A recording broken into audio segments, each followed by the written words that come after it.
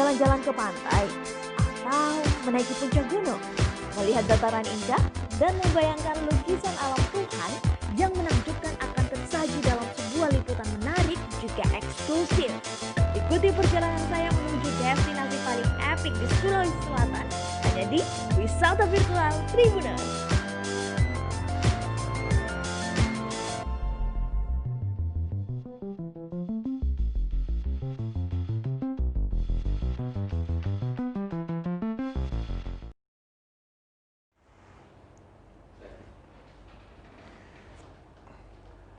Selamat malam teman-teman Tribuners, balik lagi bersama kita. Saya selaku host acara program Sulsel yang Entrepreneur di Tribun Timur. Ada tamu spesial hari ini, Kakak Sidik.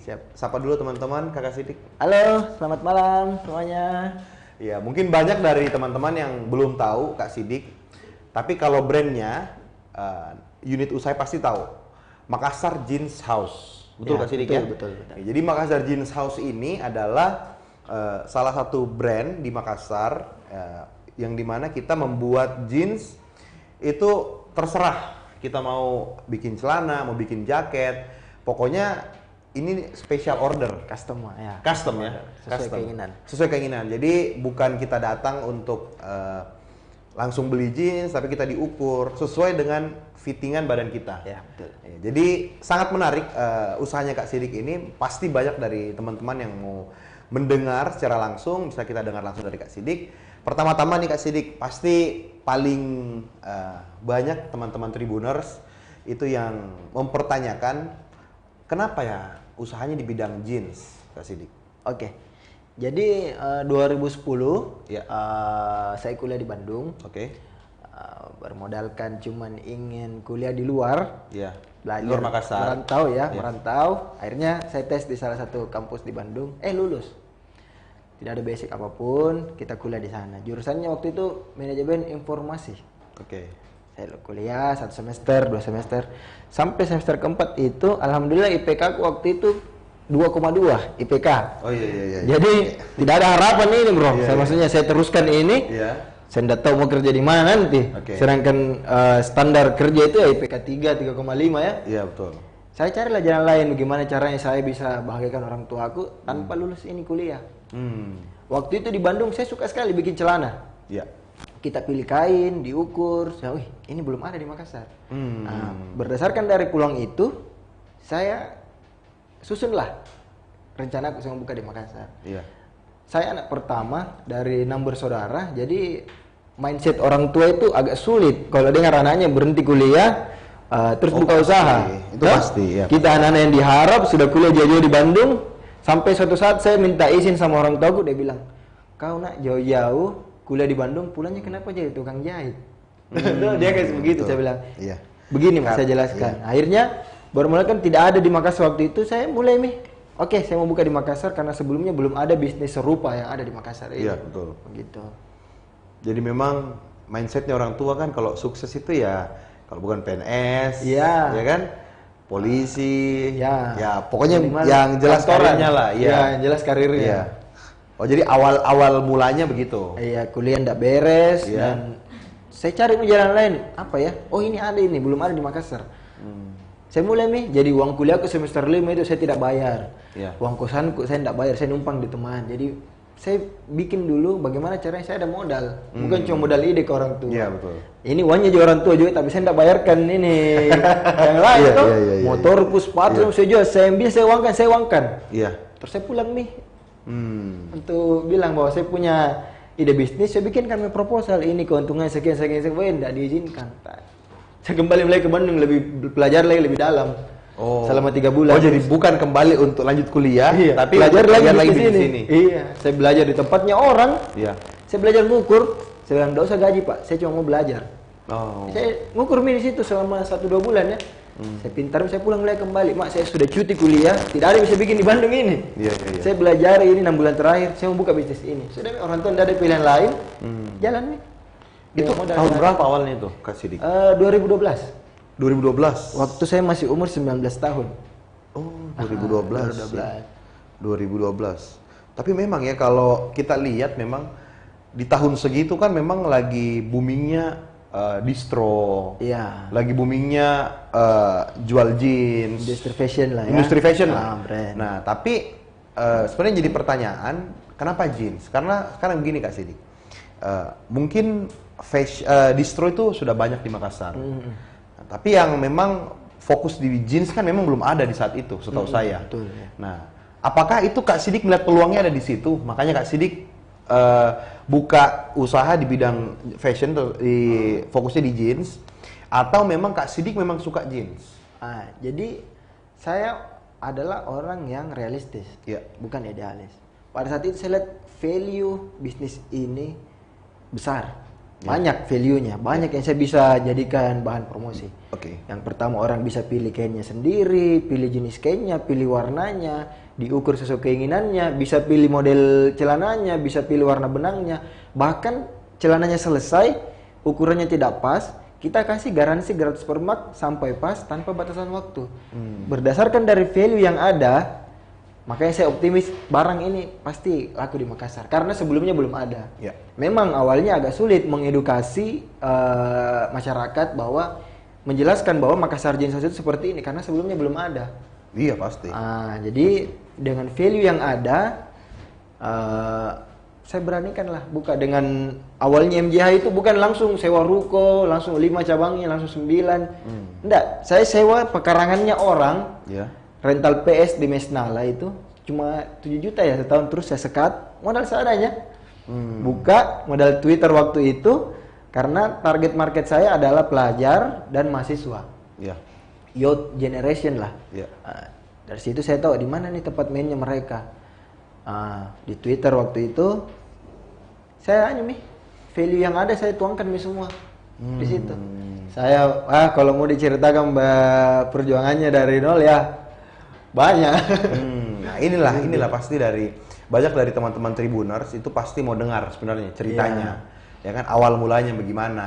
Nah, nanti teman-teman Tribuners kita akan gali lebih dalam lagi dan sebenarnya ada banyak cerita menarik termasuk Kak Sidik ini itu menggunakan salah satu platform digital yang sangat sebenarnya membantu bisnisnya. Sangat betul. Terutama di masa pandemi ini. Ha-ha. Ya kan? Jadi di masa pandemi ini ternyata Kak Sidik itu sangat terbantu dengan ada salah satu platform digital. Nanti kita akan dengar cerita langsung dari Kak Sidik. Sekarang kita mau gali dulu nih dari awal mulanya bagaimana. Waktu awal mula bukanya bagaimana Kak Sidik? Gini, saya Paling pertama bukanya nih. balik ke Makassar nih Iya. ya. Saya mau buka, Pak. Iya. Pak, saya mau buka. Ini. Nggak usah, Mi. Nggak bisa. Saya ini sudah tidak kuliah. Tidak ada yang bisa bikin. Iya. Ini uangku, saya sudah beli mesin, saya sudah beli kain segini. Sekarang saya butuh uang untuk sewa toko. Pokoknya dikunci nih. Saya kadang pas sama ini. Iya. Orang tua saya bilang, kalau kita nggak kasih, Kak, Iya. nggak ada yang bisa bikin. Iya, Di sini, iya, Mak, toh. Akhirnya dari komitmen saya diri sendiri juga, saya cuma punya satu ini peluru, bro. Iya. Saya tembak ini peluru, harus tepat sasaran, harus Iya. sukses. Karena saya anak pertama dari 6 bersaudara yang akan jadi contohnya adik-adikku. Betul. Nah, saya lahir dari Satu-satunya harapan menengah. bangsa ceritanya. Betul, bro. Apalagi saya ini keluargaku tuh menengah ke bawah. Jadi untuk jadi pebisnis itu Dianggap hal yang jauh. hal yang jauh. Betul. Kayak kita kerja saja di perusahaan BUMN atau perusahaan swasta itu bagus sekali, Mi. Itu Dianggap orang sudah tua tuh. sangat sukses ini. Kalau mau mulai usaha dengan risiko yang sedemikian banyaknya, Iya. bukan di zonanya keluargaku. Oke. Makanya mereka penuh Oh, kekhawatiran. pantas waktu itu mereka semua menantang. Ya, sampai saya itu 2 minggu pertama itu sebelum MJH buka saya tidak diajak bicara sama Pak Ceko.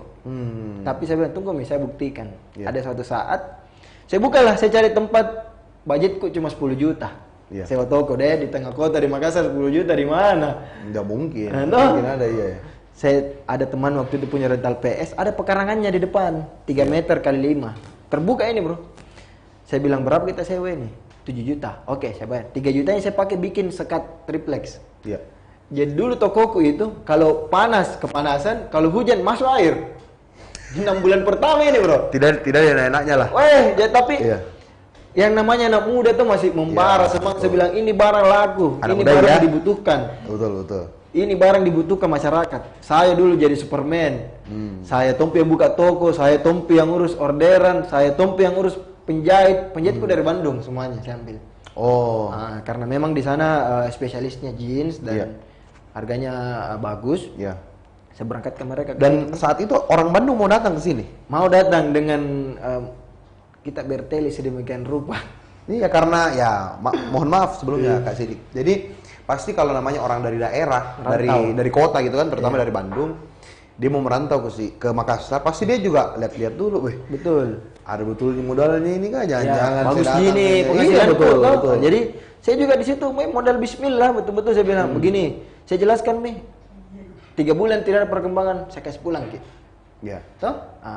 Dari satu penjahit, dari orang itu saya bikin mie tadi di toko yang itu bro. Iya. Dinding triplex, ada uang 1 bulan saya pasang AC, ada uang 6 bulan saya sewa mie toko yang di sampingnya. Iya. Tapi poinnya adalah bagaimana mentalnya kita ini terbentuk. Betul.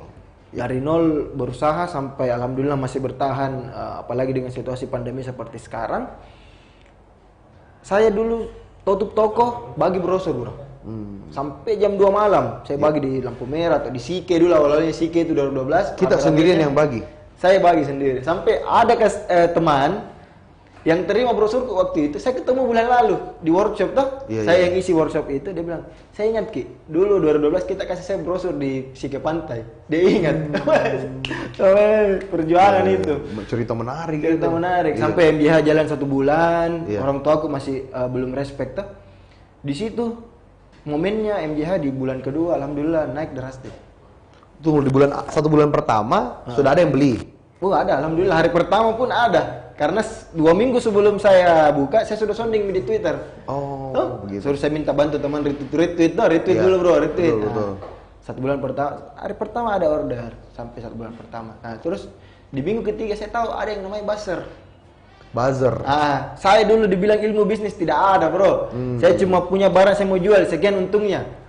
Saya tidak tahu bagaimana cara marketing, bagaimana cara mengelola orang, bagaimana cara mengelola keuangan, nge-branding bisnis segala macam. Tidak ada ilmu bisnis, nol.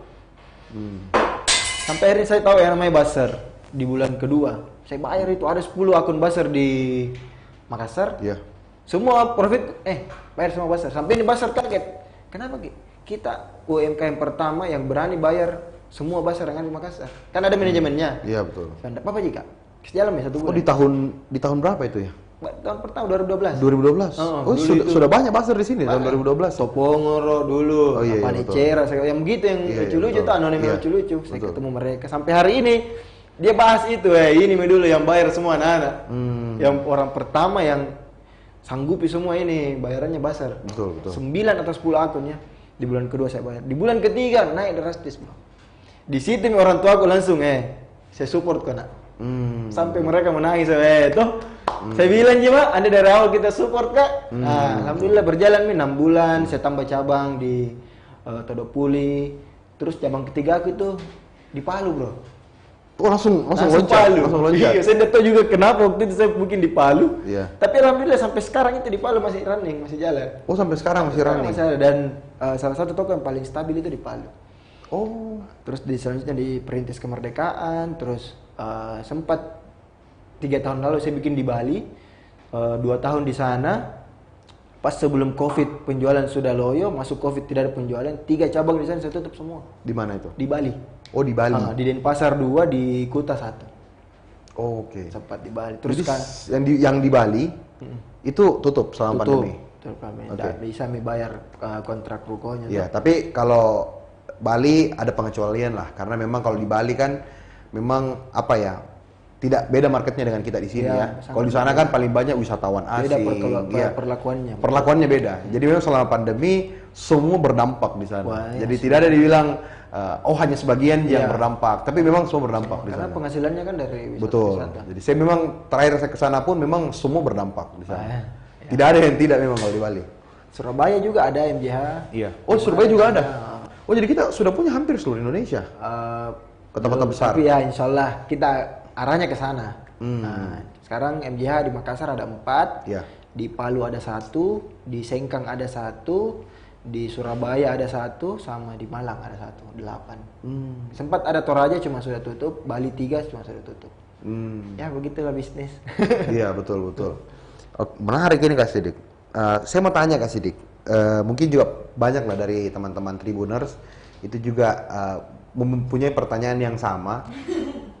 Sebenarnya apa sih yang paling membedakan Makassar Jeans House ini dengan jeans-jeans yang lain? Karena mungkin bisa kita simpulkan ya Kak Sidik. Sekarang kan transaksi bisnis ini sudah berubah. Persaingan juga ya. Iya, persaingan juga berubah. Maksudnya ya kalau kita tidak mengikuti tren bisnis, tren yang ada hari ini, ya pasti KO. Ya. Tapi kalau misalnya kita lihat dari Makassar Jeans House ini kayaknya konsisten sekali. Dia punya perkembangan, alhamdulillah. Ya. Nah, apa itu penyebabnya? Kalau saya sih prinsipnya begini. Iya. Bisnis ini kayak kita berlari maraton. Hmm. Pelan-pelan, tapi kita tahu tujuan tak. Ya. Tahu bro? Jadi saya punya value basisnya ini brand, jasaku. Iya. Membawa nama brand Makassar Jeans House, saya punya apa yang brand tidak punya. Betul. Saya kita ke toko A beli jeans, mereka punya jeans, mereka punya 5 warna, mereka punya size A, B, C, D, tapi belum tentu semua orang cocok dengan size itu. Itu yang saya jadikan value di MJH. Kita diukur sesuai keinginan tak. Iya. Warnanya kita pilih, warna benangnya kita pilih, modelnya kita pilih, motif kantong bisa, dijahitkan Ki. Itu yang brand di toko yang tidak punya, yang saya punyai. Nah, makanya alhamdulillah dari awal sampai sekarang kalau ditanya apa sih yang bikin MJH bertahan, karena kita punya perbedaan dengan brand yang lain. Beda dengan misalnya saya brand jeans A, brand jeans B semua sama, cuman beda cara brandingnya saja. Nah, ini saya ada value yang orang tidak punya. Nah, inilah yang menjadi dasar kenapa MJH bisa bertahan sampai sejauh ini, karena kita punya value. Saya yakin bisnis-bisnis juga yang bertahan sampai puluhan tahun karena dia punya value yang dia jual. Betul. Selain produknya. Betul. Karena produk ini hanyalah output. Yang orang nilai adalah prosesnya. Bagaimana bisa jadi sebuah produk, apa yang customer dapatkan selain produk. Nah, saya memberikan rasa aman. Kenapa aman? Celana tak jadi, masih ada garansi permaknya, gratis, seumur hidup. Tahun ini kita bikin, 2 tahun ke depan kita datang, kita mau permak perkecil, gratis. Rasa aman. Kedua, rasa nyaman. Kenapa nyaman? Saya punya jenis kain, dari yang tebal, yang tipis, yang karet, yang tidak karet, dari warna gelap sampai warna merah terang ada. Jadi orang puas pilih bahannya, dari jeans, denim, chino, corduroy, kanvas, ada. Lengkap semua. Lengkap. Kita upayakan itu biar orang nyaman. Oh, saya ternyata tidak nyaman pakai jeans yang tebal. Saya nyaman pakai jeans yang agak tipis, yang kayak begini, yang karet. Oh iya Bu, silakan kita diukur gitu. Itu mungkin poin yang membawa MJH bisa bertahan. Alhamdulillah pas bulan 11 ini 8 tahunnya MJH. Betul. Ini luar biasa nih Kak Sidik. Karena ya kita kalau melihat kadang kasihan juga ya, maksudnya banyak orang yang pelaku-pelaku usaha, terutama di bidang fashion itu yang sampai harus gulung tikar karena pola bisnis berubah kan. Betul. Kita maksudnya cara mendapatkan barang dulunya kita harus ke toko, sekarang misalnya tidak harus di toko kan, kita harus bisa lihat di internet lah, dari banyak platform lah. Nah, Kak Sidik, selama pandemi, ini kan tadi Kak Sidik bilang awalnya malah sebelum pandemi kelihatan bisnis di fashion ini agak lesu. Iya, betul. Selama pandemi, pasti lebih berdampak bebas lagi. Iya. Kalau Pak Kak Sidik sendiri bagaimana? Kalau saya begini, Bro. Di pandemi ini MJH kan apalagi PSBB kemarin kita ikuti aturan, tutup berapa lama? Hampir sebulan mungkin ya, tidak ada kegiatan di toko. Dan di satu sisi saya punya karyawan yang menggantungkan hidupnya sama saya. Iya, betul. Jadi kita memang ini business owner itu bagaimana mentalnya kita dilatih tidak hancur di saat terbentur. No? Dalam sekali ini. Apalagi di COVID ini Pak. Baik, kalau misalnya saya cuma harap MJH, baik gulung tikar mah juga Bro, nggak ada. Tapi syukur alhamdulillah kemarin awal-awalnya saya lihat pas pengumuman WHO. Oke, tidak apa-apa pakai masker kain. Saya banyak bikin masker kain, saya bagi-bagikan nih via akun pribadiku judul saya bagi-bagikan ke teman-teman yang butuh, silakan Gojek, ambil Mi dari MJH bla bla. Berjalan beberapa hari, tidak lama ada Mi dari orang-orang tokoh segala macam dari instansi order, dari ada yang 1.000, sampai 10.000 pieces dan sampai 20.000 pieces dan total 1 bulan awal COVID itu saya terima orderan masker saja hampir 50.000 pieces, Bang. 50.000 pieces. Ini, masker saja. Ini Mi yang menjadi pelampungku kenapa karyawanku di COVID ini alhamdulillah tidak ada terpotong gajinya dan mereka sejahtera. Selama COVID? Iya. Tidak ada yang terpotong? Alhamdulillah. Iya. Berarti sampai pengurangan apalagi tidak ada ya? Tidak ada sampai hari ini terakhir. Bonus lagi ya saya kasih. Karena masker itu. Dan untungnya kan Kak Sidik ini punya penjahit. Ya itu Mi. Iya kan? Ya bagaimanapun juga kita tahulah di luar sana kan banyak orang juga yang menawarkan, maksudnya selama pandemi itu menawarkan jasa pembuatan masker. Ternyata juga dia lempar ke distributor, ya kan? Ini begini juga. Kemarin dalam bisnis kita berpikir bagaimana operasional kita ini bisa efisien. Ya. Kemarin karyawan toko saja saya punya hampir 15 karyawan toko. Saya kurangi setengahnya, Bro. Ya. Apalagi pas COVID ini terbantu sekali karena yang tadinya saya punya helper 6 orang yang tugasnya untuk mendistribusi barang, itu semua saya gantikan dengan ada satu layanan dari platform Grab, namanya Grab Express. Jadi yang tadinya budget untuk 6 orang gaji ini, saya ganti dengan Grab Express. Jadinya lebih efisien, barang terdistribusi cepat. Jadi dari tadi gaji 6 orang anggap 15 juta, sekarang untuk Grab saya cuma keluarkan 3 juta. Jadi sedemikian bagaimana kita terbantu dengan adanya platform ini. Di sini juga business owner kita harus pikir seberapa efisien sekarang karyawan yang ada. Jangan sampai 10 karyawan tapi cuma 5 bisa jadi beroperasi bisnis tak. Betul. Saya sudah pakai Grab Express itu berapa tahun ya? 3 tahun, 2 tahun terakhir kalau tidak salah. Oh 2 tahun terakhir? Jadi kan saya ada 4 toko di Makassar, Bro. Iya. 1 pusat, 3 distribusi, terus yang lain ke customer nih. Saya pakai Grab Express ini. Tadinya masing-masing ada 2 orang, sekarang tidak ada digantikan dengan Grab Express. Seberapa juta itu yang kita hemat untuk bisa dianggarkan dengan ke anggaran yang lain. Apalagi pas COVID ini Pak, uang 1 juta itu Masya Allah berguna sekali. Terasa sekali. Berguna sekali. Ya, jadi teman-teman Tribuners, jadi seperti yang kita dengarkan tadi dari Kakak Sidik, jadi ternyata platform digital itu sangat membantu selama masa pandemi ini. Nah, seperti Kak Sidik sendiri itu kan menggunakan jasa Grab Express itu untuk mengantarkan produk-produknya di Makassar Jeans House. Nah, ternyata ini sangat efisien. Jadi ternyata kita mungkin banyak juga dari teman-teman Tribuners juga yang baru tahu ternyata Grab Express itu sangat membantu pelaku-pelaku usaha, terutama di UMKM, itu yang bisnisnya itu mobilitasnya cukup tinggi dan antar barangnya itu cukup banyak.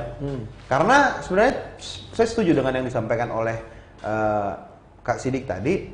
Sebenarnya ngapain lagi kita harus mempekerjakan banyak orang, kita menggaji cukup besar tapi tidak efisien. Iya, betul. Nah, bagusnya kalau misalnya kita menggunakan jasa pengantaran seperti ini, platform digital ini, itu kan ada kepastian. Iya, betul. Ada kepastian dari perusahaan jasa pengantaran. Bisa di tracking. Bisa di tracking. Sudah di mana juga. posisinya? Oh, bisa di tracking ya? Bisa. Jadi barang misalnya kita kirim 5 celana nih. Iya. Di foto sampai sana dicek tetap 5 celana. Tidak bisa karena ada fotonya bukti. Terus kita bisa lihat juga di mana. Oh, sudah di sini. Oke, OTW. Jadi kita bisa janji customer, oke Kak, 20 menit lagi sampai di tujuan. Iya. Nah, terus satu juga Bro yang bikin saya bertahan di pandemi ini adalah selain masker tadi, ada juga orderan-orderan seragam. Alhamdulillah yang di COVID ini saya tidak tahu, mungkin rezekinya lebih kencang ini orderan seragam yang ada sekarang selama pandemi. Nah, tapi dengan karyawan yang ada, masker yang 40.000 tadi yang kita distribusi itu, mereka tetap kerja di produksi untuk packing dan segala macam. Untuk distribusinya kita pakai Grab Express. Karena kan lebih efisien toh, nggak perlu lagi saya rekrut orang 40.000 pieces kemana-mana ini mengantar. Iya, betul. Terus ada juga mobil.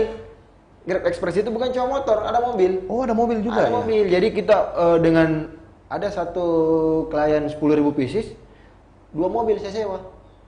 Jadi bisa Itu pakai dari mobil. Grab? Dari Grab Express. Oh. Sampai full itu tengah sama belakangnya.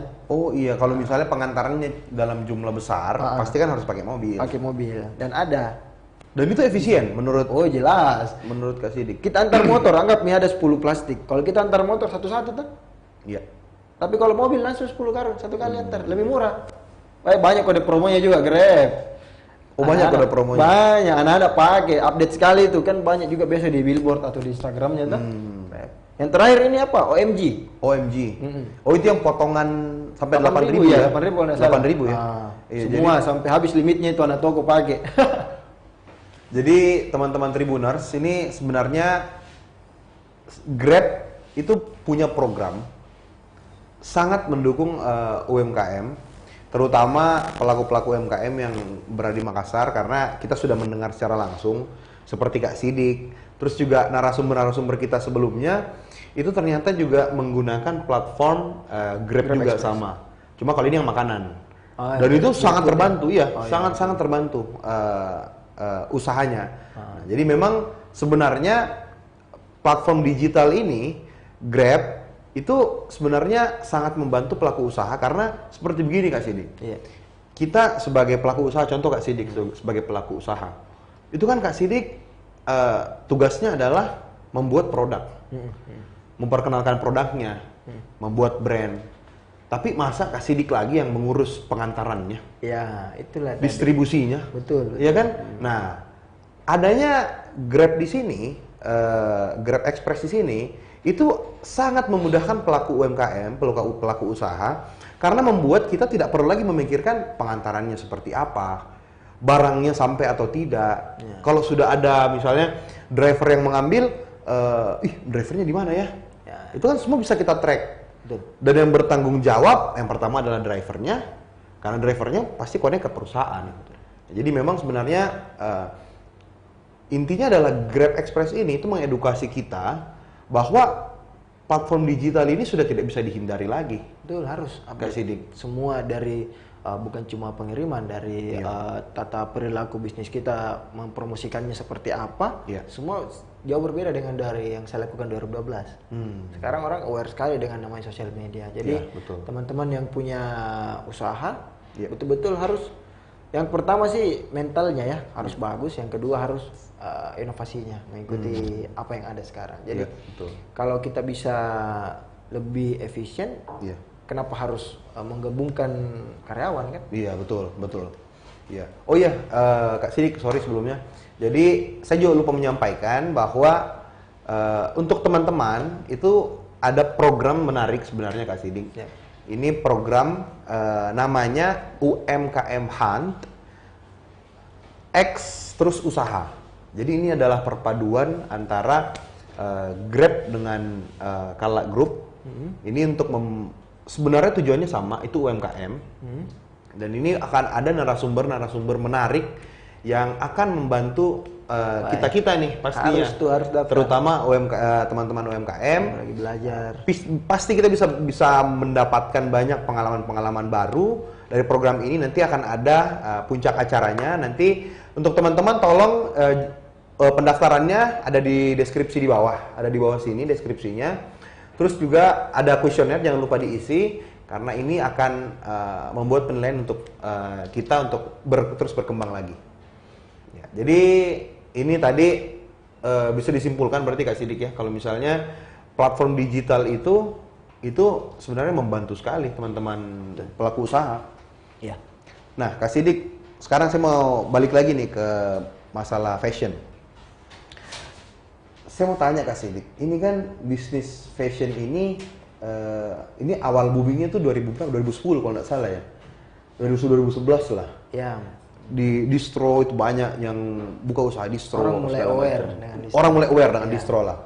Nah terus kenapa sekarang Kak Sidik itu banyak yang pengusaha-pengusaha distro ini malah, saya tidak bilang semua ya, tapi ada beberapa yang ganti bidang usaha. Ganti bidang usaha. Nah, jadi dia berpindah ke bidang usaha yang lain. Nah, hanya beberapa ini yang masih konsisten di bidang fashion, seperti Makassar Jeans House. Nah, terus banyak sih sebenarnya brand-brand yang lain. Nah, itu apa sebenarnya penyebabnya? Kalau saya sih namanya Kalau di industri clothing kan brand A, B dan C perbedaannya hanyalah desain misalnya. Ya. Mereka semua jualan kaos. Ya. Tapi yang berbeda adalah apa value yang kaos ini berikan. Bagaimana cara mereka membranding. Ya. Mungkin di tengah persaingan yang ketat ini ya wajarlah ada yang tidak bisa bersaing, terus ganti usaha. Terus kalau kita masuk membahas di dalam COVID, Ya. di dalam masa pandemi ini memang semua dari yang raksasa brand Ya. sampai yang kecil semua mengeluh karena daya beli yang kurang. Ya. Tapi pertanyaannya adalah sebagai pengusaha kita ditantang dengan keadaan ini. Iya, betul. Bagaimana sih kita bisa bertahan, kita bisa berinovasi dengan keadaan yang ada? Itulah mungkin Ya. brand clothing atau brand yang nggak jalan, cari bisnis lain yang jalan. Karena kan di COVID, waktu zaman COVID ini kan laku sekali bro, frozen food. Iya, betul. Nah, Iya. orang khawatir Healthy makan food, di luar, healthy food, healthy iya. food. Nah, mungkin dengan tren yang ada, bahkan terakhir ini ikan. Wah, ikan itu tren sekali. Jadi mungkin bisnis para bisnis owner di dunia fashion ya, khususnya mungkin sudah tidak bisa menyanggupi persaingan yang ada. Berinovasilah mereka. Mungkin di bidang lain ya, bagus juga karena di dalam dunia bisnis ini kita harus realistis dengan keadaan yang ada. Iya, betul. Nah, karena kalau kita idealis mau jual baju saya sampai ujung, pasti ada ujungnya. Pasti ada trennya, ada turunnya. Nah, Iya. gitu. Mungkin itu yang dari pandangan saya ya. Saya tidak tahu dengan pemilik brand yang berpindah bisnis itu seperti apa, cuman pandangan saya seperti itu.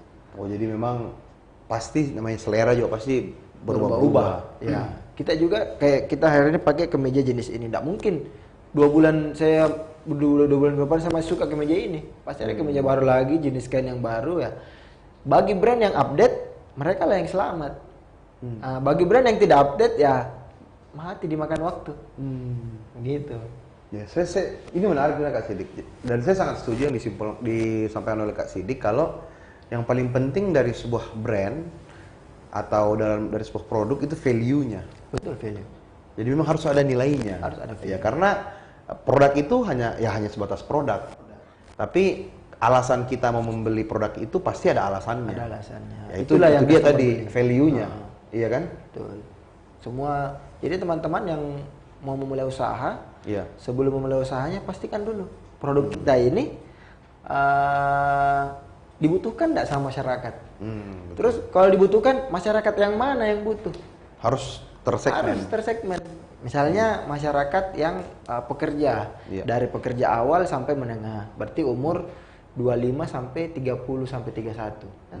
Bikin mie produknya, kira-kira produk apa yang mereka suka, gitu. Jadi jangan buta-buta. Saya suka nasi goreng, saya mau jual nasi goreng. Belum tentu masyarakat suka nasi goreng. Betul. Nah, jadi kita punya target market, kita punya value, ya insya Allah jalan. Oh iya, Kak Sidik, ini kita selain kita ngobrol di sini, Siap. ya, kita juga tidak boleh lupa kalau ada teman-teman Tribuners yang nonton. Baik, terima kasih semua yang Ya. sudah nonton, menyempatkan waktunya. Ya, jadi ini kan ada banyak nih pertanyaan dari teman-teman Tribuners. Ini ada salah satunya dari Syam dan Willy. Bagi dong tipsnya bisa punya usaha di usia muda. Gimana itu Kak Sidik? Karena tadi Kak Sidik bilang umur 19 tahun ini awal Saya mulai 19 tahun, usahanya. punya karyawan yang umurnya 2 kali lipat dari umurku. Ya, itu pasti tantangan besar itu. Wah, betul-betul dengan pengetahuan yang minim di dunia usaha. Iya. Jadi saya punya beberapa yang Iya. saya Minta lakukan. tipsnya tahu untuk selama teman-teman ini. Kak Sidik. Yang pertama kita harus konsisten. Ya, betul. Betul. Makanya dari tadi itu kita harus punya visi. Iya. Kita mau bawa bisnis kita ini kemana? Iya. Ke arah yang mana? Iya. Jadi kita bisa breakdown lagi. Oh, ini yang saya mau lakukan. Iya. Jadi kita fokus. Jangan misalnya 6 bulan pertama langsung parlente bisnisnya beromset langsung miliaran langsung dihabiskan untuk gaya hidup. Betul. Kan ada bisnis yang harus kita kasih makan. Iya. Bagaimana cara bisnis kita berkembang? Makanya penting punya visi. Visi dari bisnis kita ini apa? Kalau sudah punya tujuannya, pasti kita sudah temukan jalannya. Misalnya kita mau ke Pantai Losari nih. Kita sudah tahu lewat jalan seperti lewat mana jalannya. Kita harus belajar marketing, Iya.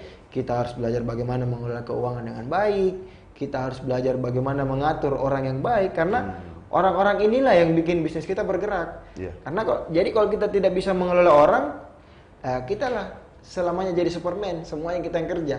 Padahal bisnis yang baik kan mempunyai sistem yang baik juga. Nah, terus itu dari segi bisnisnya. Dari ownernya sendiri, kita harus mentalnya itu harus bagus. Jadi jangan kalau kayak kerupuk jangan kena air langsung loyo. Makanya itu mental, namanya mental baja. Biar kena api, biar kena apa, tidak ada apa-apanya tuh. Itulah yang mental yang kita harus punya. Jangan cengeng lah jadi pengusaha, karena kalau orang bilang jadi pekerja itu susah dan makanya dia mau jadi pengusaha, oh jangan bos, pengusaha itu kau tidur saja ada WA-mu masuk. Betul. Jadi betul-betul mentalnya harus terbentuk. Kita mau jadi pengusaha seperti apa? Yang pertama mentalnya, yang kedua usaha kita ini bermanfaat nggak untuk orang di sekitar kita? Betul.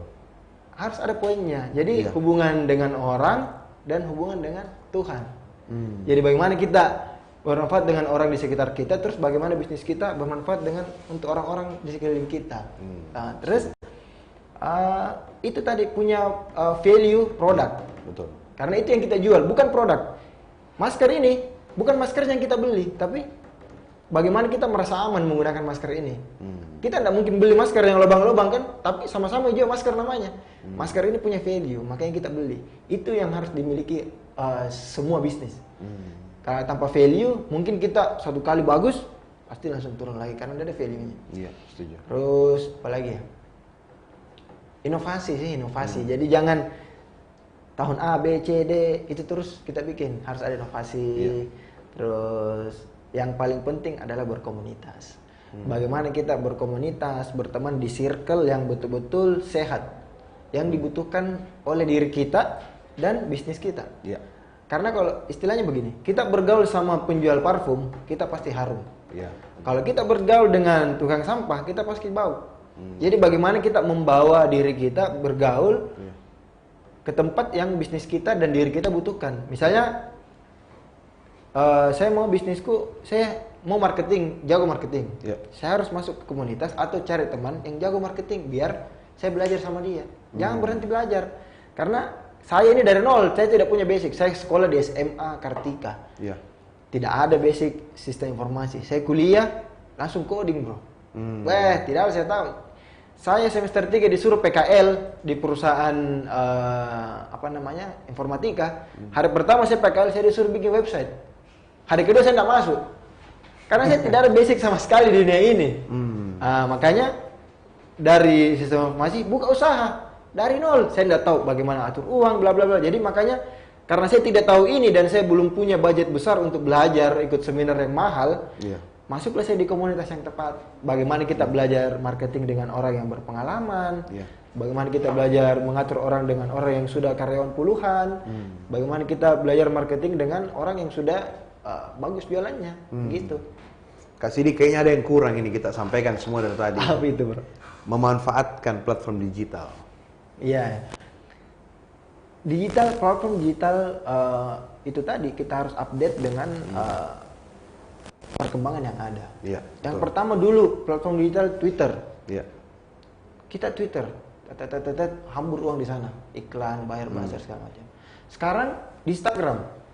Sekarang kita budgeting untuk bayar endorsement, sponsor di FB, Instagram segala macam. Bahkan hari ini pun kita live karena kita punya inovasi, kita berkembang untuk mengikuti perkembangan yang ada. Nah, sama halnya bagaimana kita mengefisienkan bisnis kita. Dari mungkin yang tadinya seperti tadi saya gaji karyawan 10 juta, tapi dengan menggunakan jasa Grab Express sisa 1 juta sampai 2 juta. Betul. Dengan ketepatan waktu yang lebih tepat daripada saya punya karyawan. Karena kan kalau karyawan masih bisa bilang, "Oi, antar koinnya ke toko A." Iya, oke, OTW bos. Ternyata singgah makan. Singgah lagi diantar ceweknya pulang. Tidak tepat waktu barang sampai. Betul. Kalau kita pakai Grab Express, lengkap fiturnya, Ces. Ada live tracking. Bisa kita lihat. Bos, kenapa kau belok? Nggak mesti ke lewat situ, Pak. Toh, barang tak tepat waktu sampai dan sesuai dengan apa yang dikirim dengan yang diterima. Ada anunya, garansinya ya. Kalau nggak salah, kalau kita tambah Rp500 kayak berapa ada jaminan barang ini kalau ada apa-apa gantikan.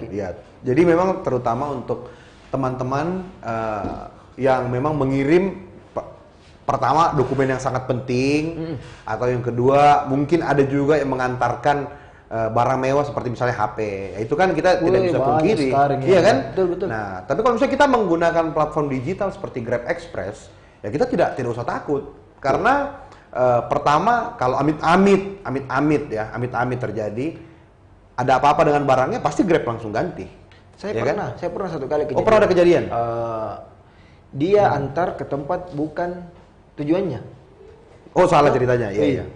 Kalau bukan Grab ini, atau misalnya saya suruh orang antar, biasanya tidak tahu bagaimana ini barang hilang, toh. Iya, betul. Tapi syukur karena ini Grab, saya ada kontak supportnya, toh. Saya bilang, Iya. ini drivernya ini, tolong hubungi barang saya di mana. Iya. Selesai itu barang itu malam. Oh, jadi langsung Grabnya yang selesaikan? Iya, ternyata dia salah rumah. Iya. Salah rumah diantar. Iya. Diambil barangnya, dikasih kembali, alamatnya sama. Bayangkan kalau itu bukan Grab yang handle, bisa orang biasa. Selamat kok sayang. Hancur lagi barang. Iya, betul. Jadi memang bisa disimpulkan besar sekali perannya ini Grab Express. Alhamdulillah ya. Kayak kita hidup di zaman digital seperti ini, ya ikutilah perkembangan yang ada. Agar kau ikut di keretanya ini. Iya, betul. Karena kalau kau tidak ikut di kereta ini, Pak, sorry nih becak kok, Jas. Iya. Apalagi pasti kan mungkin masih ada lah di luar sana orang yang beranggapan, saya tidak mau ikuti itu pola apa saya tidak mau itu ikuti. orang yang idealis, bro. Iya, betul. Orang idealis. Padahal kalau orang-orang seperti ini, itulah sebenarnya yang bisa keluar dari pasar. Ya. Dia keluar dari persaingan. Kalau ya kan? sampai sekarang kita masih idealis, sadar jangan ke idealis. Hmm. Tidak bagus itu orang idealis. Iya. Kecuali bapak tak, tidak pusing jadi cari uang, silakan tidak apa-apa. Tapi ini kita berjuang dari nol. Iya, betul. Bagaimana dari nol kita bisa bertahan sampai sekarang? Iya, betul. Harus mengikuti perkembangan yang ada. Iya.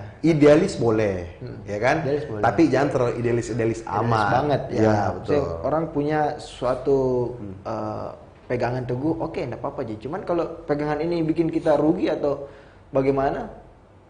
Saya rasa kalau era idealis itu seniman. Kalau menurutku seniman ya. Iya, jadi betul. kalau ada misalnya kayak anggap montir toh, bro. Iya. Montir itu banyak sekali. Dia janji 1 minggu tapi dia kerja motor tak. Iya. Saya bilang, seniman ini. Dia kerja kapan ada gumutnya. Betul. Iya. Kak Sidik, saya mau tanya Kak Sidik. Tadi Kak Sidik bilang, Kak Sidik menggunakan platform digital Grab Express ini sudah 2 atau 3 tahun yang lalu. Iya. Nah, selama pandemi itu ada perubahan tidak? Maksudnya, apakah Grab Express juga harus berhenti atau selama pandemi ini yang berjalan Grab Expressnya? Toko tidak jalan, berarti? Iya, selama pandemi. Karyawan tetap saya pekerjakan. Iya. Waktu itu kita terima orderan online kan? Iya. Tanpa kontak dia customer kirim saya, kita kirim pakai Grab Express. Oh. Sama itu tadi orderan seragam. Oh, iya. Tadinya anggap begini. Kalau saya hari itu juga butuh pengiriman pakai mobil. Iya. Saya harus sewa mobil berapa sekarang mobil per hari? 300 ya? Iya. Untuk mengantar barang itu. Misalnya saya tidak bisa antar ya. Iya. Harus anak yang antar. Harus sewa mobil.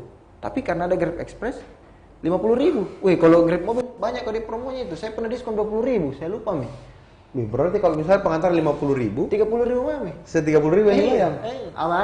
Anak toko aman, Mi, diproduksi sisa kontrol barang. Betul. Sampai sana Iya. alhamdulillah aman semuanya. Iya, betul. Bagaimana betul. kita menghemat itu? Kali 10 pengiriman berapa memang hematnya?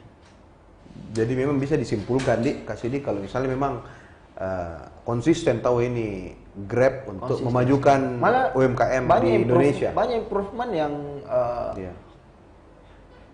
perbaruan-perbaruannya yang, ini yang saya butuhkan. Oh begitu deh. Sekarang begini, bro. Iya. Kita punya 10 pembeli. Iya.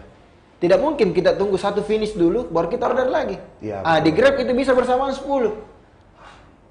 Kalau di Grab, Di Grab bisa bersamaan langsung 10. Misalnya kita punya pembeli 10 bersamaan ini, bos. Toh? Iya.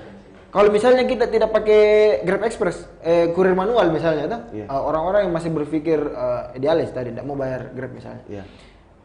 Bayar mau 1 juta kurir, kau bayar bulanan. Tapi kalau ada pesananmu 10, Pak, tidak mungkin bersamaan sampai 10. Iya. Nah, sekarang kan banyak itu, ada teman-teman, beberapa teman saya bilang, kenapa kok pakai kurir? Iya. saya pesananku jam 9, tiba di rumahku jam 12. Tidak saya makan makananmu. Seandainya kau pakai Grab Express, bersamaan datang itu orderanmu, Pak. Betul. Jadi itu kan terjadi perhambatan pertumbuhan bisnis lagi. Kalau seperti itu. Luar biasa. Bayangkan kalau 10 transaksi, Bro. Iya, betul. 100 orderan sampai tiba tepat waktu. Iya, betul. Kalau kita pakai yang layanan ini yang bisa 10. Tapi kalau kurir manual, 20 ya. Belum lagi singgahnya tidur siang. Iya. Nah. Belum ngopi. Iya, lebih ngopinya. Nggak mungkin juga dia kerja full dari pagi sampai malam. Betul, betul.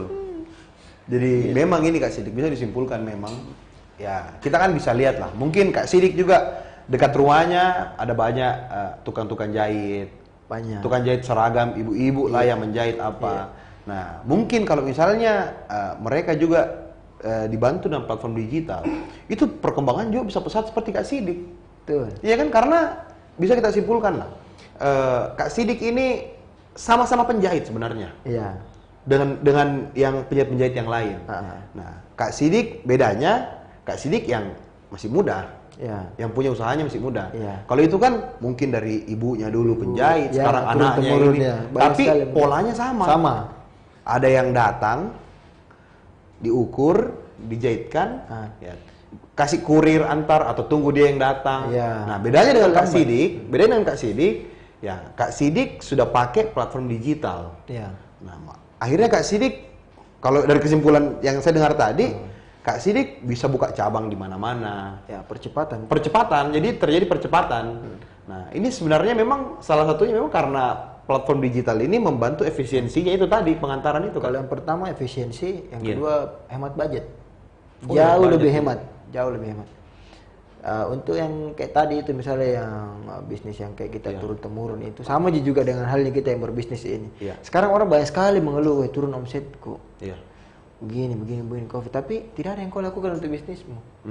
Kalau dibilang Theta Albert Einstein, kalau kau mengharapkan hasil yang berbeda dengan cara yang sama, gila kau. Kau gila, Bos. Bisa mengharapkan hasil yang berbeda, tapi yang kau lakukan itu terus yang berulang-ulang.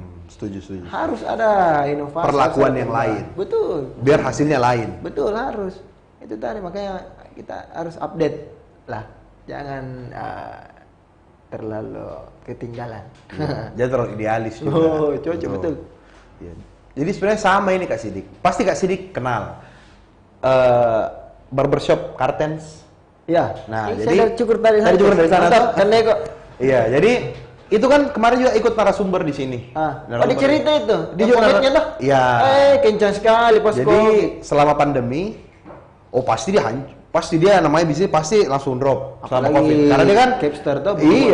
Berhubungan dengan cukur rambut, pasti kita berdekatan, kontak fisik, ya pasti dia punya barber itu harus tutup. Tapi gara-gara adanya Grab Express, dia punya pomade ya? Itu setiap hari transaksinya besar. Jadi yang menghidupkan dia punya barber selama pandemi itu transaksi pomade-nya di Grab Express. Nah, jadi memang Grab Express ini sangat membantu banyak UMKM. Lengkap juga memang pomade-nya Kartens. Betul. Pertama itu. Terus yang kedua, banyak sekali promo-promo dari Grab itu tujuannya untuk membantu UMKM. Jadi cuma Express ya, GrabFood juga. Ya, banyak lah. Iya, cuma kan kalau Kak Sidik kan Grab Express toh. Ya, nah, makanya kita nih lebih banyak tentang Grab Express. Kalau saya cerita GrabFood ini sampai besok pagi gitu. Sampai besok pagi ini kayaknya ini. Oh iya, teman-teman juga jangan lupa mungkin ada banyak teman-teman yang baru join. Jadi ada program yang nanti akan dilaksanakan itu di bulan November lah. Makanya nanti ikuti saja perkembangan dari Grab. Jadi ada event namanya UMKM Hunt X Terus Usaha. Jadi ini adalah program dari Grab bersama dengan Kala Group. Ini menarik karena akan ada narasumber-narasumber yang sangat menginspirasi, terutama teman-teman UMKM. Dan teman-teman bisa join karena di deskripsi di bawah ini itu ada link yang untuk pendaftarannya. Terus juga jangan lupa isi kuesionernya. Gratis bro, eventnya gratis. Gratis dong. Nah, ini tempat belajar yang tepat. Jadi untuk teman-teman terutama yang mau memulai usaha atau yang sudah mulai usahanya tapi agak lesu-lesu, mungkin mau mendapat sedikit motivasi dari teman-teman yang sudah berhasil di platform digital Grab ini, mungkin bisa join nanti di situ. Jadi banyak lah sebenarnya yang bisa sangat membantu melalui platform digital Grab ini. Kak Sidik, kayaknya banyak tahu ini, kita punya pertanyaan lagi nih. Mau dijawab ini, coba lihat pertanyaannya. Banyak, biar sepupu di kampung juga nonton ya. Karena belajar juga nonton YouTube tahu kan? Oke, kita lihat dulu pertanyaannya.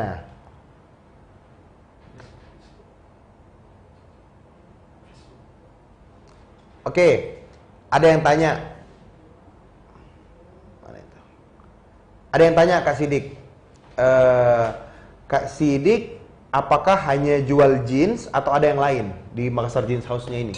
Oke, jadi Makassar Jeans House sendiri perusahaan kita terbagi ada beberapa bidang. Ya. Di Makassar Jeans House sendiri kita jual jeans, Ya. ada bahan chino, ada bahan kanvas, corduroy, denim, segala macam untuk memenuhi kebutuhannya masyarakat, drill, Ya. banyak deh. Terus di samping ini kita juga punya bidang usaha lain, mjh.uniform. Itu kita memprovide perusahaan-perusahaan, komunitas-komunitas yang mau bikin seragam. Ya. Jadi 2 tahun terakhir kita mulai MJH Uniform ini. Jadi karena banyak permintaan, akhirnya kita sediakan. Jadi mau bikin seragam kampus, mau bikin batik, custom, mau bikin baju olahraga. Pokoknya semua jenis olahraga yang dijahit, MJH bisa provide. Ya. Nah, di sisi itu, di samping itu kita punya juga brand namanya Basic Culture. Basic Culture. Basic Culture ini brand clothing, memang khusus saya buat untuk produk kemeja, kaos, dan produk-produk lain yang ready stock yang tidak bisa di cover oleh Makassar Jeans House. Ada store-nya? Store-nya ini masuk di dalam MJH. Jadi, masuk dalam di MJH. semua MJH ada kita display. Ya, dari kemeja, kaos, sweater, celana pendek atau celana jeans yang lain yang ready stock. Jadi kayak di stroke. Iya. Jadi ada 2 pilihan, kita mau yang langsung jadi atau mau yang dibikin, bisa. Pokoknya apa lu mau gue ada. Lengkap ceritanya dulu. Iya, insyaallah. Mantap. Kak Sidik, kayaknya kalau saya dengar cerita tadi ini, memang kita sudah hancur-hancuran juga di bidang ini, Dik. Ya. Dari awal ini, dari nol kita geluti memang di bidang usaha ini. Dan saya mau tanya Kak Sidik, ini kan banyak sebenarnya sekarang jeans yang dijual di pasaran, di platform digital lain lah. Apakah ini tidak mengganggu? Kita punya market. Mengganggu mungkin tidak terlalu ya, karena tidak ada penurunan drastis selain COVID ini di tahun-tahun kemarin. Bahkan sampai momen pernah banyak itu orang jualan jeans di mobil-mobil, bro. Saya pernah lihat. 110.000, Iya, betul. 90.000, sampai Maceko khawatir, enggak apa-apa gitu nak. Banyak sekali yang jual jeans 90.000, saya bilang. Mereka tidak punya value. Value-nya mereka adalah harganya murah dengan produk sisa produksi brand lain, bukan brandnya sendiri. Yang pertama, dia pasti musiman. Kalau mau dibandingkan dengan MJH, kita adalah jasa. Kita tidak menjual celana, kita jual jasanya. Bagaimana orang punya celana yang pas dan nyaman digunakan tanpa khawatir ukurannya tidak pas. Kan problemnya kita beli jadi rata-rata itu kepanjangan, atau kalau dia pas panjangnya pinggangnya longgar, pasti ada saja masalah. Atau pahanya yang kesempitan. Pahanya kesempitan, pasti ada masalah. Nah, itu yang menjadi solusi MJH. Makanya sekali lagi saya tekankan harus punya value. Apa Betul, yang kita jual setuju ke itu, setuju. customer. Jadi memang value-nya yang orang beli. Orang beli value. Apalagi Satu lagi kan, saya lupa, bro, tips kok. Siap, bisa disampaikan. Menikah di usia muda, Ces. Bro, sudah nikah Gitu. juga, Bos, toh? Sudah. Kita umur berapa nikah? Saya umur 21. Sama, 21, tapi terus nikah. Oh, kita 21 juga? Iya, 21. Oh, coba saya tanya. Menikah di umur 21 itu rasanya membuka rezeki atau gimana? Baik, yang pertama membuka rezeki. Iya. Yang kedua terhindarkan dari hal-hal yang tidak diinginkan. Masya Allah.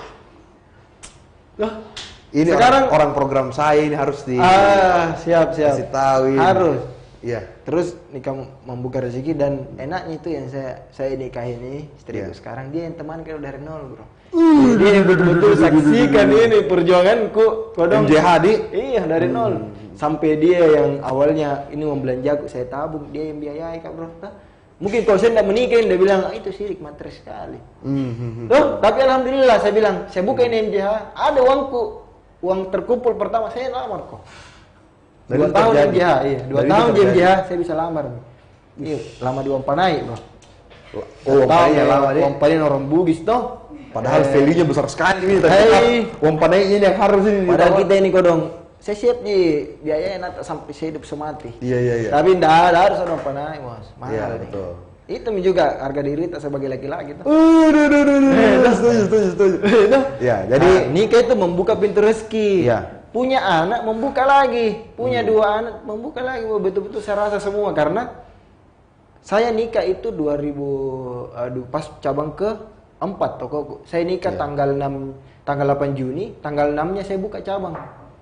Yang dia menjadi perintis. Dia bilang, "Wih, kenapa bisa itu?" Saya juga enggak tahu kenapa bisa. Terbuka aja saja, ada di rezekinya. selalu ada rezekinya nih, selalu ada jalannya. Alhamdulillah. Yang penting mau dicari. Betul. Di? Makanya jangan malas-malas, bro. Jangan terlalu banyak main HP kerja tuh. Weh, saya setuju ini teman-teman Tribuners. Jadi untuk teman-teman Tribuners, ini tadi ada sebenarnya pesan menarik ini dari Kak Sidik, masalah uang panai itu. Jadi jangan kita dikeluhkan. mengeluh kenapa uang panainya mahal sekali, Belum biaya nikah, belum segala biaya ini biaya ini. Cari. Ya beda halnya kalau memang tahu perempuannya terlalu tinggi Iya, juga lah. betul. Ya kan? Yang penting Uang masuk panai akal. tinggi wajar lah. Ya kan, karena memang tahu perempuan harus dibayar sesuai dengan ya dia punya nilai. Iya, toh? betul, ada Maksudnya value-nya dia juga. ada value-nya tahu maksudnya dia punya dari keluarga baik-baik ya haruslah kita siapkan modal. Ya, cuma kan laki-laki juga harus kerja dong. Toh? Harus, wajib. Kumpul modalnya. Wajib. Anak uang popoknya saja anak sama susu, bro, mahal. Betul. Jadi jangan malas. Betul. Oke. Kak Sidik, dirasa ini Kak Sidik. Wih, Ternyata memasuki waktu. sudah memasuki akhir dari perbincangan ini. Jadi mungkin kesimpulannya Kak Sidik, bisa kalau boleh saya simpulkan, Kak Sidik ini usahanya itu di bidang fashion, bidang terutama jeans.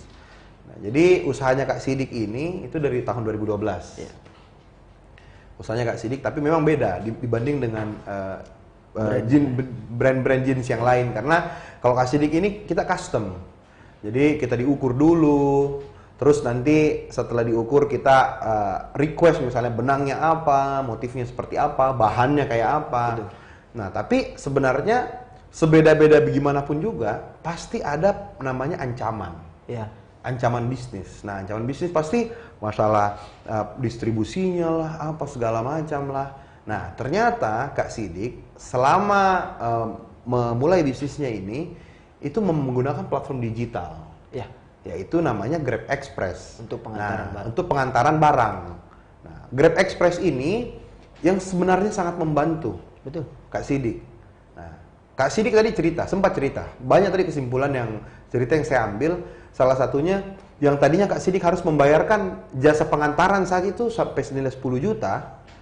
Ternyata pas menggunakan Grab Express tinggal 1 juta. 1 sampai Iya 2 kan? juta, ya. 1 sampai 2 juta lah. Nah, terus yang kedua, tidak perlu lagi mempekerjakan orang untuk kurir. Jadi fokus saja di bidang produksinya. Nah, untuk pengantaran berikan ke rekan terpercaya. Ya. Itu Grab Express. Betul. Nah, tapi untuk teman-teman juga sebenarnya Grab Express ini tidak hanya untuk UMKM ya. Misalnya ada teman-teman yang lupa membawa laptop, lupa membawa apa di rumah. Dokumen-dokumen. Iya, dokumen-dokumen penting itu juga bisa. Nah, jadi jangan sampai saya takutnya penonton berpikir kalau misalnya ini hanya untuk UMKM, itu tidak. Jadi Grab Express itu orientasinya untuk customer bisa, untuk bisnis UMKM juga bisa. Nah, jadi memang banyak lah yang bisa membantu dari Grab Express ini. Nah, dan yang paling membedakan lagi Grab Express ini karena bisa di tracking, ya kan? Bisa mengirim bersamaan. 10. Bisa mengirim bersamaan. Misalnya kita punya kurir cuma 2. Kalau ada 20 saja barang yang mau dikirim, berarti kan dia harus bolak-balik 10 kali. 10 kali. Nah, kalau misalnya menggunakan Grab Express, ini satu kali pengantar langsung bisa 20, bahkan sampai 50 bisa. Kalau memang di sekitar situ drivernya ready, mungkin sekitar sekian orang. Nah, jadi memang banyak lah keuntungan-keuntungan dari Grab Express ini yang bisa sangat membantu kita untuk menjalankan usaha terutama di UMKM. Nah, jadi untuk teman-teman yang menonton, atau banyak mungkin pasti pelaku-pelaku usaha UMKM yang kesusahan di bidang distribusi, di masalah distribusinya, nah mungkin Grab Express ini bisa menjadi solusinya. Yang tadinya kita harus mempekerjakan orang, belum lagi salah alamat apa. Sebenarnya kan itu kan tidak usah dipikir oleh business owner, ya kan? Kita hanya fokus bikin produk sebaik-baiknya, value-nya sesuai, ya kan? Pasti laku. Ya. Nah, cuma pengantarannya ini yang biasa jadi masalah. Betul. Apalagi di selama pandemi ini, pasti itu lebih masalah lagi. Belum lagi kalau kita sewa kurir sendiri, dia tidak pakai masker. Dia tidak pakai masker, pasti masalah lagi. Belum, yang terima juga pasti mikir-mikir, jangan-jangan ada apa. Nah, kalau misalnya kita menggunakan Grab Express, pasti mereka sudah punya SOP-nya dari Grab. Itu pasti pertama cuci tangan, kedua pakai masker yang sesuai dengan SOP, anjuran WHO dan lain-lain lah, ya kan? Ya intinya kalau menurut saya yang paling penting adalah efisiensi waktu, efisiensi anggaran dari perusahaan. Dan pasti untuk customer yang memang menggunakan Grab Express juga tertolong. Misalnya kelupaan HP-nya itu pasti aman karena ada Grab yang akan menjamin kalau barang itu akan sampai ke tujuannya. Siap. Kak Sidik, terima kasih banyak atas waktunya. Sama-sama Kakak Uji.